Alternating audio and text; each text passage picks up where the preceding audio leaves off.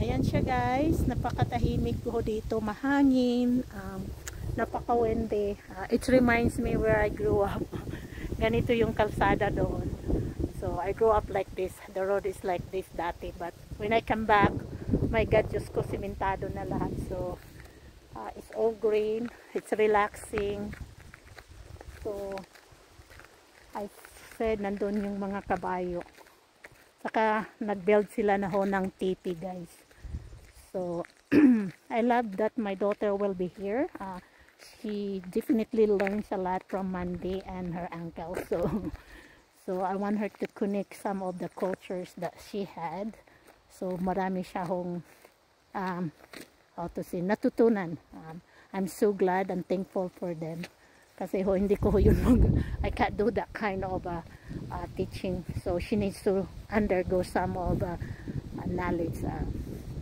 Monday teach her on how to do the start, like yung fire start. So parang ganon ho. So I like the place dito ho. So simple lang yung anong tawag dyan? Fencing.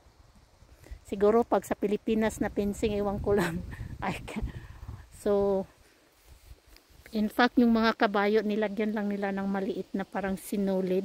Tapos hindi na pupunta yung mga kabayo doon. So pakita ko sa inyo guys, napaka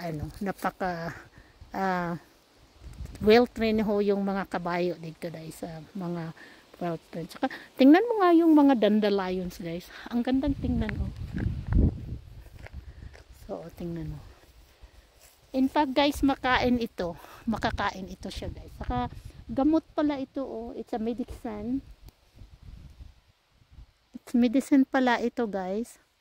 Parang eucalyptus yung amoy. So, Nobel put some of her pouch. Mandy put inside her pouch. So, ayan, tingnan mo, guys. Ang gaganda. Dito na lang ako magbilad ng init. Yung asawa ko nakatingin. Sabi ng asawa ko, ano na naman yung pinaggagawa nitong asawa ko. Tingnan nyo. Ay, naka. My husband will say, what the heck? My wife said, thought it's reading, but it was here doing videoing. I just like the scenery, like, look all the dandelions. Like you wanna lie down, like, so we can eat and harvest dandelions here. Yeah, because there's no chemical in it. I know there's no chemicals. And it's good for you. It's good for your psoriasis and your gout. How are we gonna eat this?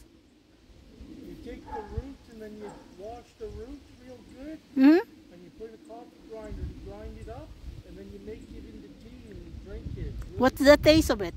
Huh? What's the taste of it? Put a little bit of honey in it. That's why I'm asking what the taste of it. So, ang dami kayang dandelions. Then, the leaves, you wash the leaves really good and you eat them. It's like what? Making salad? Or you can break them, you boil them, you can boil them. And you rinse it out, rinse the water out with them. And then the milk that comes out of the leaves, it's a natural painkiller. Oh, what kind of plant is this that Mandy picked it up?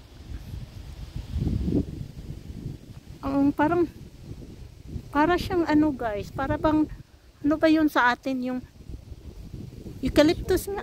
Yeah, eucalyptus. Yeah, it's a eucalyptus plant. No, this is not eucalyptus plant, but para siyang It's like a parsley kind. it's like a parsley, pero yung amoy niya guys is dandelions. Dandelions, amoy niya is eucalyptus. It's grow to all the areas of teams and trees, guys. So, just ko Lord.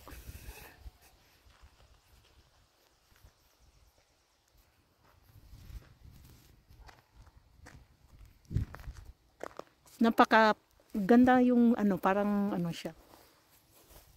Tingnan nyo nga ho yan. So, nagbilad kami ng araw ni asawa, guys. Nagbilad ako ng araw pero naka-jacket.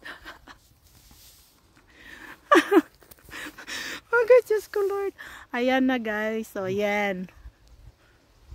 Kasi ho guys, ito pa ho yung remnants ng If you could see guys, ito ho yung remnants ng braso ko. Kung makikita yung mga puntik-puntik, yun ho yung natira during winter. Kaya buong katawan ko guys is napuno ng, what you call that one, Dad? Which one? All my skin has Psoriasis. I don't know why I developed psoriasis during winter time. So ayan pa, naging itim-itim yung mga buong katawan ko guys. Pero I'm okay now. So dahil daw ho sa stress. No, that's not stress. It's caused by the allergy. It can cause allergies can cause it, stress can cause it. There's a lot of things that can cause it. Because it's all over my body. Even my scalp guys. I start itchy on my scalp and all the way my skin. So ngayon guys, magbibilad-bilad ako. Tingnan mo. Para akong iba yung... And that's why I told you don't scratch it because it will scar. Oh, because it's so easy. I got lots of scars. So, black scars. So,